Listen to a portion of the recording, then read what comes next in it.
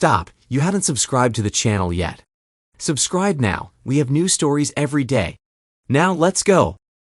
The alarm clock rang at the usual time, 6 a.m., and my wife Anita and I got up to start our day. I groaned loudly as I sat on the edge of the bed and lowered my feet to the floor. "What's wrong?"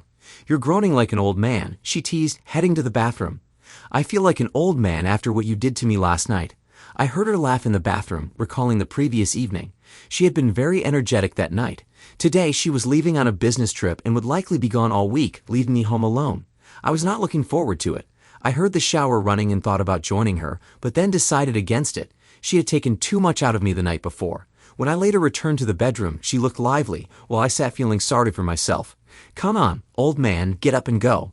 We need 2 breadwinners to pay the mortgage on this place." All right, I'm moving," I said to her as I made my way to the bathroom to relieve myself and take a shower. Later, we met downstairs for breakfast before she headed to the airport and I went to work. Anita is a lawyer and we both work at a medium-sized manufacturing company in St. Louis. She specializes in negotiations and travels with teams when they work off-site. This trip was for negotiations on a new subcontract with a major aerospace firm in Denver. She goes on such trips several times a year, each time being away for at least a week. She was 35 years old, and 12 years ago, she had graduated from State University with honors. Anita is very attractive, minus 163 centimeters tall, 57 kilograms, with beautiful feminine facial features and measurements of 86 to 61/89. I am madly in love with her and desire her immensely. My name is Jack Fillmore, and I work as an engineer at the same company as my wife. I am 37 years old, 185 centimeters tall, and weigh 75 kilograms. I play sports to stay in shape.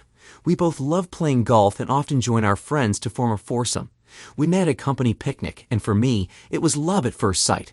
It must have been the same for her because after a whirlwind romance, we got married 6 months later. We've been married for 7 years, and just 3 months ago, we bought the house we currently live in. It was the home where we planned to start our family, and Anita planned to stop taking birth control pills after she returned from this trip. We were eagerly anticipating starting a family, and she planned to be a stay-at-home mom until the kids went to school. Our parents lived in the area, and I knew they expected us to start a family soon. After breakfast, I loaded Anita's travel bag into her car and kissed her goodbye. She had tears in her eyes as she got into the car to leave. "Very soon. I hope I won't have to travel anymore, honey, so we won't have to say goodbye. I hate goodbyes." "I hate them just as much as you do, sweetheart," I reassured her. "I'll see you on Friday evening and we'll just get takeout so you can relax." "Sounds good. Bye." I watched as she backed out of the garage onto the street, waving as she drove away. I then went back inside to finish getting ready to leave for the office. Upon arriving at work, I went up to the engineering department, grabbed a cup of coffee in the break room, and headed to my desk. I had barely sat down when the phone rang. "Fillmore," I answered. "Jack, could you come to my office for a minute?" "Sure, Evan. I'll be right there." Evan was my boss. I took my coffee and headed to his office. When I entered, he waved me to sit in a chair. "Jack, I think you'll like this. I remember you told me last Friday that Anita would be traveling this week, so I have a little trip for you if you're interested. Gil Hawkins, our maintenance engineer in California, is sick and can't handle a problem our client in San Jose is having with one of our models. You have more experience with this model than anyone else, so would you like to go to San Jose and check it out?" "Well, there's nothing special going on here right now. And you're right, I'm free this week. So when do you want me there?" "Right away.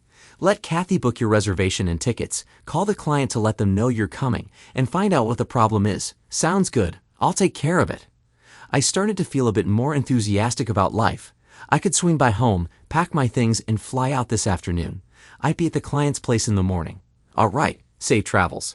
Stopping by Avon's secretary Kathy's desk, I told her what I needed in terms of flights and reservations, then went to my desk to call the client and determine their issue before heading home to pack. On the way home, I smiled to myself because I had a plan forming in my head. If I finished quickly, I could surprise my wife by stopping in Denver on the way back. The prospect of spending a couple of days with her in Denver was becoming more exciting by the minute. Back at the hotel, I called the airline and booked a flight that would get me to Denver by 9 p.m. local time. Checking out of the hotel in San Jose, I headed to San Francisco Airport, where I had dinner. While eating, Anita called me on my mobile, and we talked for a few minutes. She asked how my relatives were doing, and I replied as if I were staying with them. She told me the negotiations were progressing but that she was tired and planned to have a quiet evening in her hotel room. We said our goodbyes with expressions of love, and after finishing my meal, I boarded my flight. At 9:45, I checked in at the hotel front desk for Anita's suite, and after verifying my identity, I was given a key card to her room. Quietly entering the room, I saw the lamp lit above the computer desk with her laptop on it, closed, but no sign of Anita. I placed my suitcase down and peeked into the bedroom, but it was empty, as was the bathroom. Well, I thought, she hasn't returned to her room yet. I'll sit and wait, or maybe go downstairs to check if she's there. Then I noticed the door to the adjoining room was slightly open. I approached it and it quietly opened on well-oiled hinges. I looked around the living room of the adjacent suite, but saw no one. Perplexed, I stepped into the room and suddenly heard a moan from the bedroom. My gut tightened, and I broke into a sweat as I quietly approached the bedroom door. My heart may not have stopped, but my breathing quickened at what I saw in the dimly lit room. Anita was sitting on the bed, naked, facing me, straddling a man whose face I couldn't see. Her eyes were closed, and she was gently bouncing on him. My first impulse was to rush in and beat the guy half to death, but reason overruled emotion, and I slowly backed away from the door and returned to her room. Opening my suitcase, I took out the digital camera I had brought to take some souvenir pictures and went back to the door of the other bedroom. I turned off the flash and set the camera to low light mode, then calmly stood and took several pictures of the scene on the bed without attracting their attention. They were so engrossed in their activity that they had their eyes closed and were completely unaware of their surroundings. Before returning to her room, I checked the open briefcase on the desk, found a business card, and checked the name. San Harris, the lead negotiator for our company. I put the card in my pocket. Returning to her room, I took out the camera-to-computer interface cable that I carried with me and connected the camera to her laptop. Our laptops had the same photo software, so uploading the pictures from my camera and setting one as her desktop background was easy. Then I packed the camera back in my suitcase and quietly left her room. Before leaving, I heard her scream as she climaxed. I nearly broke down right there but continued walking to the elevator. After returning my room key at the front desk, I called the airline to find out when the next flight to St. Louis was. Luckily, there was a 6:30 a.m. flight that would get me home by 9:30 a.m. if I was fortunate. I thought that would be around the time Anita would open her laptop at the negotiation table. She would then realize she had been caught, and it would also make it clear to her that our marriage was over. Back at the airport, I checked into a nearby motel where I couldn't sleep, continuously replaying the scene I had witnessed in her hotel bedroom. I cried and let my suffering pour out in tears. When I left the motel at 5 a.m., I was still teary-eyed. My mind focused on ending our marriage as soon as possible. Arriving back in St. Louis, my mobile phone started ringing as I got into the car. Seeing that it was Anita calling, I turned it off and headed home. When I entered the house, the home phone was ringing, and checking the caller ID, I saw it was Anita again. Switching the phone to the answering machine, I listened as she sobbed into the phone. "Jack, please call me right now. I need to talk to you, honey. It's important." I ignored her tearful pleas, got up, changed clothes, then went and rented a truck and returned home to start packing my things. If my calculations were correct, she would arrive around 4 p.m., and I wanted to be out of the house by then. It took a couple of hours, but I managed to move all my personal belongings to a rented storage unit. Before packing, I called our lawyer and arranged a meeting for the afternoon. After unloading my things at the storage unit, I met with our lawyer and asked him to start the divorce process immediately. I was tempted to cite adultery as the reason for the divorce, but I decided to go with incompatibility and save the adultery claim in case she decided to contest the divorce. I also asked him to draft a new will, naming my brother as the beneficiary. Stopping by the bank, I transferred half of our savings and remaining balances into new accounts solely in my name. Then I called my investment advisor and asked him to do the same with our accounts there. With a heavy heart, I drove to my parents' house. Taking my suitcase with me, I walked through the open door. My mother saw me first and exclaimed loudly, "Jack, where have you been? Anita has called here several times looking for you. Did you tell her you were staying here?" My father, who was already retired, came in, and I sat down at the table and explained everything to them. They were shocked when I told them about Anita's infidelity and that our marriage was over. I asked if I could stay with them for a few days until I found a furnished apartment, and they agreed.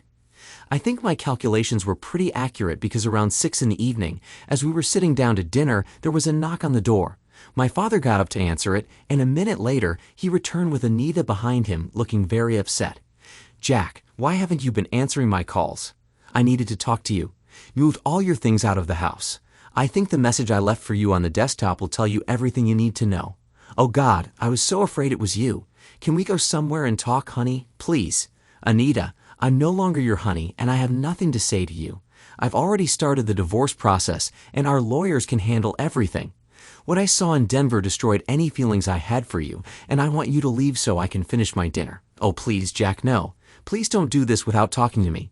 What could you possibly say that would redeem your infidelity? What I saw and have photos of was definitely not rape. You better call your lover Sam and tell him I'm coming after him next. Maybe his wife will take it better than I am.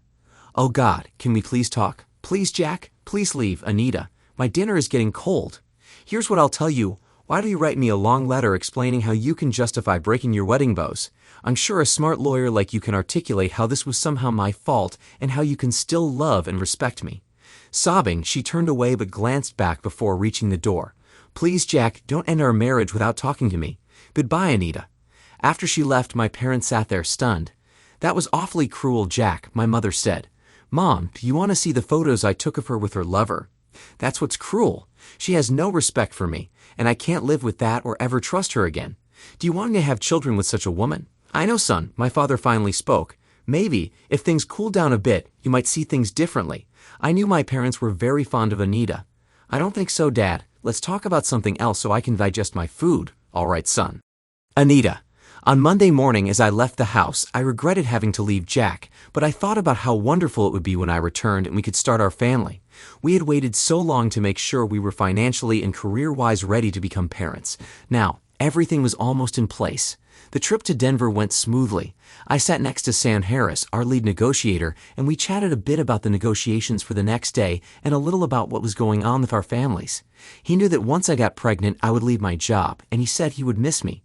Sam was 48 years old, had been married for 20 years, and had 2 school-age children. Sam and I had been a negotiation team since before I got married, and we were very comfortable with each other. The other 2 members of our team sat behind us, having their own conversations. When we arrived at the hotel in Denver, we checked into our rooms, and as we usually did, Sam and I got adjoining rooms.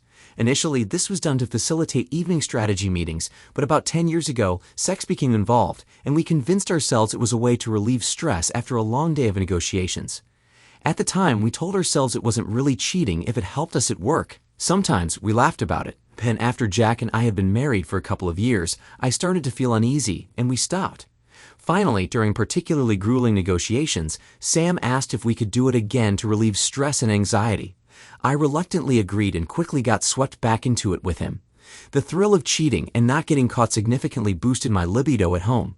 So Jack benefited from it too. I didn't feel as bad anymore. On the first evening of this trip, we didn't meet because I felt tired after dinner. However, after our first day of negotiations, I agreed to go to his room the following evening. I don't know when or how Jack found out or how he got the picture, but when I opened my laptop the next morning and turned it on, I was stunned by what I saw on the screen. Sam was sitting next to me, and when he saw it, he quickly closed the lid and asked his colleague across the table to excuse us for a few minutes. We took the laptop into the hallway. He was furious. "What kind of damn thing do you have on your desktop?" he asked. "I don't know, Sam, but last time I turned it on, it wasn't there." I was still in shock. "Let me look again." Opening it once more, we both looked at the picture. "Damn, that's you," he exclaimed. "Me? How could that be me?" "I don't know, but it's you, and underneath you that's probably me, though you can't see my face." "Did you leave your laptop unattended yesterday?" "No. It was with me on the trip and in my room while I was in yours." "Could someone have gotten into your room with a camera?" "I don't think so. The door was closed and I assume it was locked." "You need to go back to the hotel and try to find out if anyone was given a key card to your room last night. I'll handle things here. Try to contact Jack and find out where he was last night. It couldn't have been him. I talked to him last night at his relative's place." "Did you call him on his relative's phone?" "No. He asked me to call his mobile." "Oh no. I don't like how this sounds. He could have been anywhere when you talked to him. Call me on my mobile if you find out anything. Do everything you can to fix this. Take a cab to the hotel." "All right, bye." I broke into a sweat. If Jack took the photo and put it on my laptop, I had to assume it was a message that our marriage was over. I needed to get back to the hotel and find out what I could. The girl at the front desk called a cab for me, and 15 minutes later, I was back at the hotel. I first checked at the front desk to see if anyone had received a key card to my room. The clerk checked the computer and told me that Mr. Jack Fillmore had received a key card at 9:45 the previous evening. The card was returned half an hour later. That's when I realized that my marriage was probably over. The person I loved most in the world was gone, but I had to try to fight to get him back. Going up to my room, I immediately tried calling him on his mobile and at work. His mobile was off, but I left a voicemail saying it was important for him to call me as soon as possible. His secretary at work told me he had gone to California on business and was due back tomorrow. That was it. He had gone to California and stopped on the way back to surprise me. I guess we were both surprised. Calling his relatives, they said they hadn't seen him for a few days. I asked them to have him call me as soon as they could reach him. Calling home, I got no answer but left a message there as well.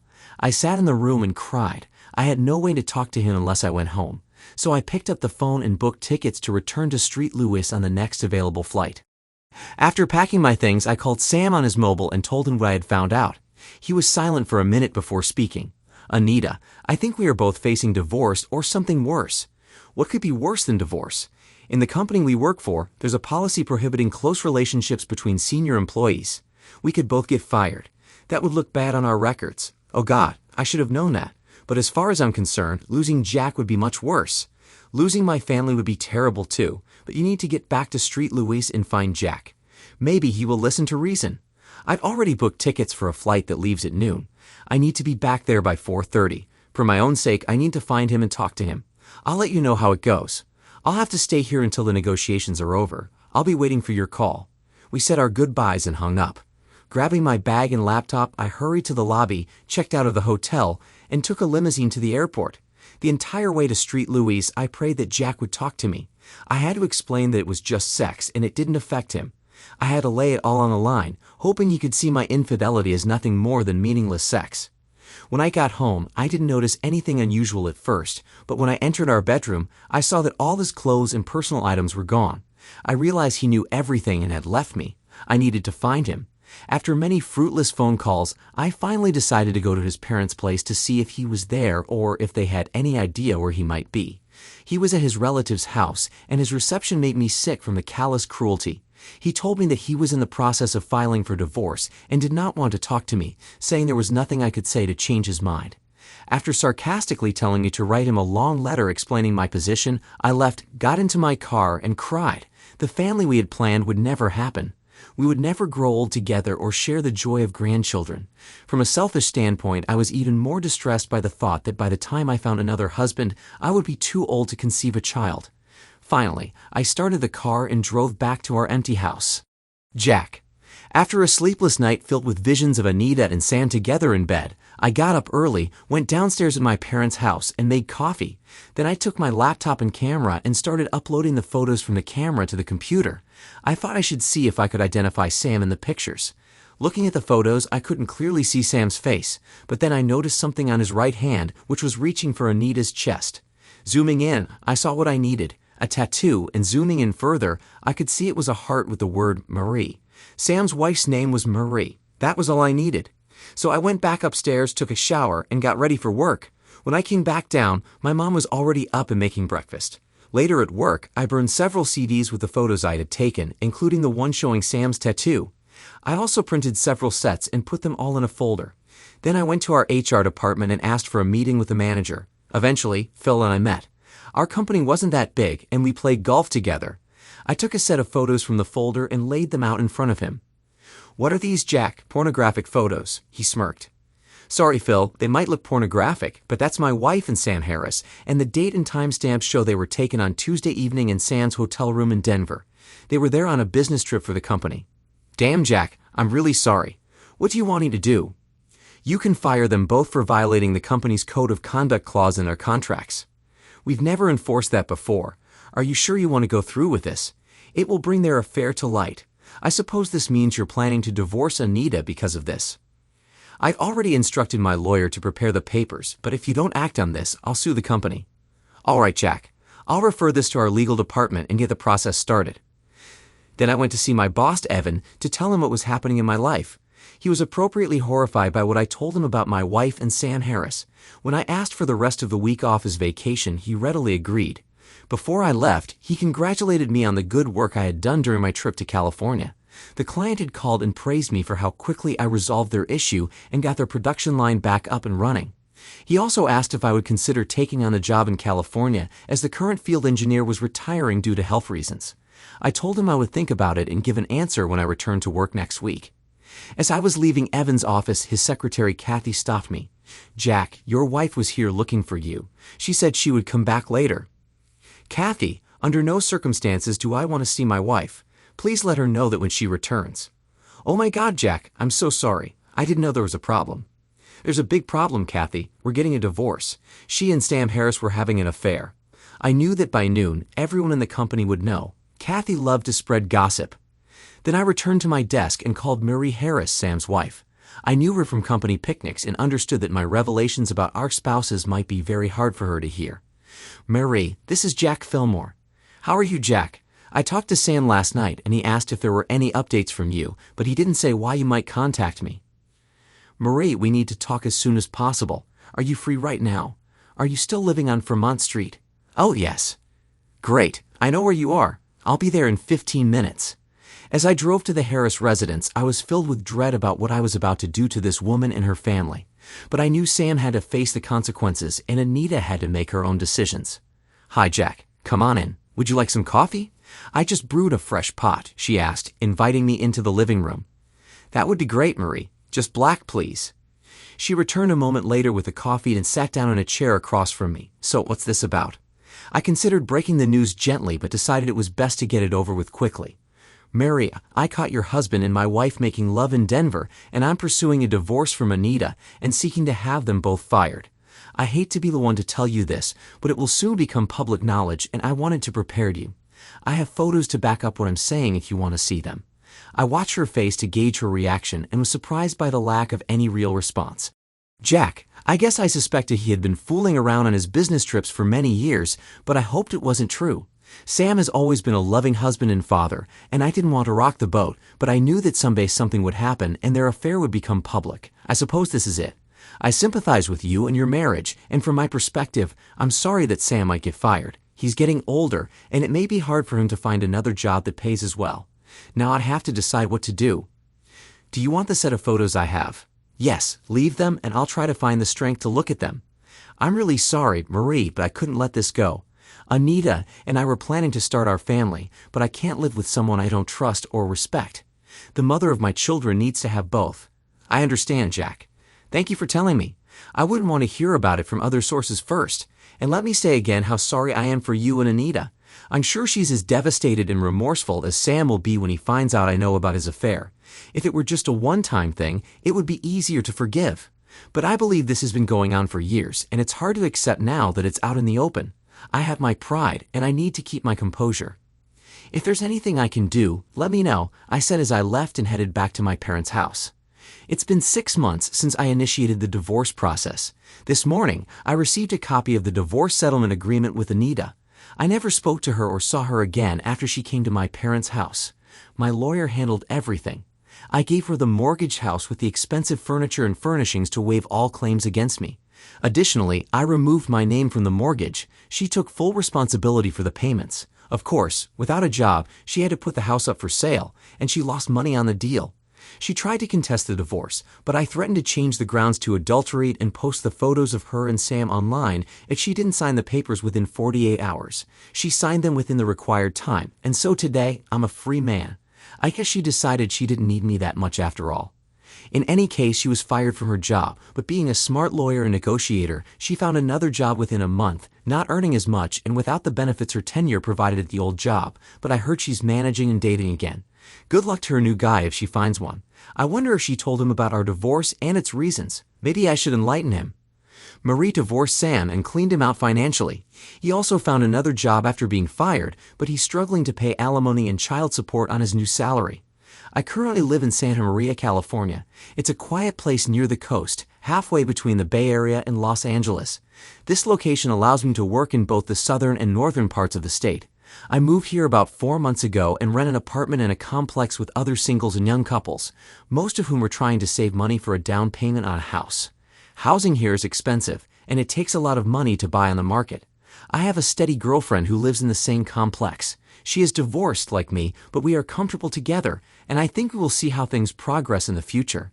Since I travel so much, I really need to trust the person I marry, but I need to take that step before too much time passes if we want to start a family. Biological clocks keep ticking.